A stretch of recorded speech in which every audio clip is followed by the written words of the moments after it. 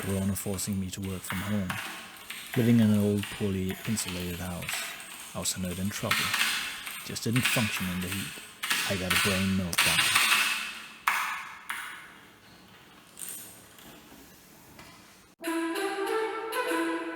And so I bought this. The EvaLIGHT Plus. The personal air cooler. And this here is my review of it. This is what you call an evaporation cooler. There's a filter inside of it that sucks up water from the reservoir here on the side, and behind the filter there's a fan which pushes air through the filter, and through evaporation of the water the air is getting cooled down. I probably got that wrong, but anyway, it cools air. How much? Well, around 6 to 8 Celsius I would say from my testing, and that is not cooling a room, which in my experience it cannot do. It claims to be able to cool 10 degrees on 3.5 square meters, but that might be a stretch. This cooler cools what's in front of it, not anything else. It comes with a USB power supply and cable that connects it, that connects in the back of the cooler, and yeah, you can actually power this thing from a USB power bank like this, which is pretty darn cool. Now this power bank only supplies 800 milliamps out, so it can't run on full speed with this setup. But get a 2000 milliamp one and it will.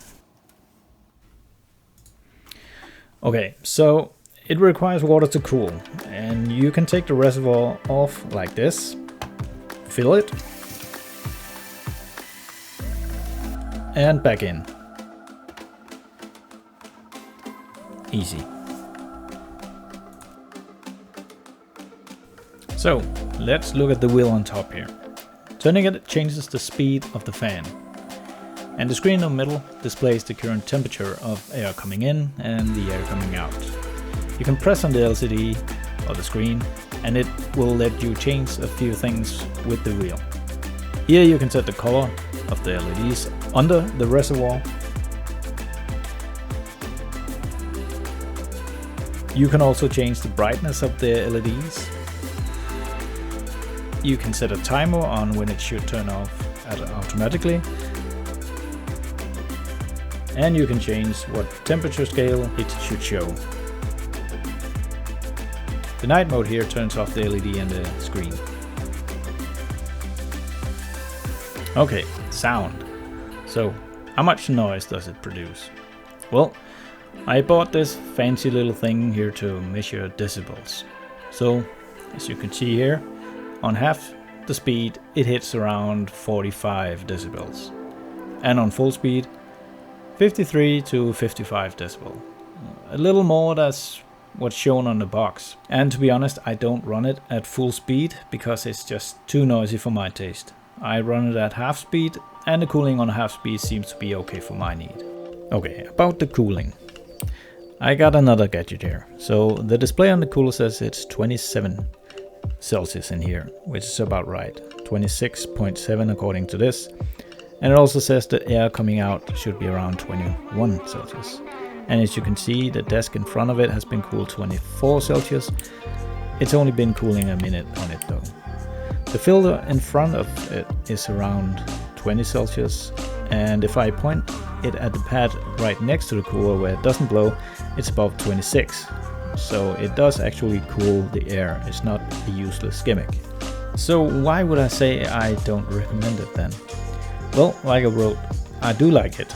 It fits my usage of it in the little office that I have. It's standing in the window here, pushing air onto me when I'm working. It's also rather fancy looking, to be honest, for a cooler that is.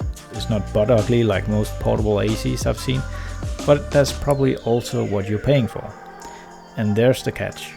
It is too expensive.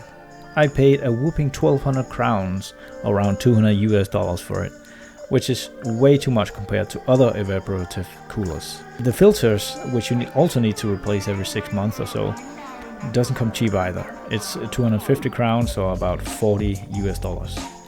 Maybe it's cheaper in other countries, haven't investigated, but to me it's too expensive for what it actually provides. And you pay for the design, not the cooling. So is it worth paying extra for? I don't know. You tell me in the comments. And with that, thank you for watching. And hey, remember to like and subscribe and all that jazz.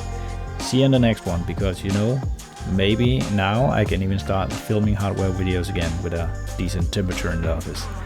I got 3 videos lined up, should be good.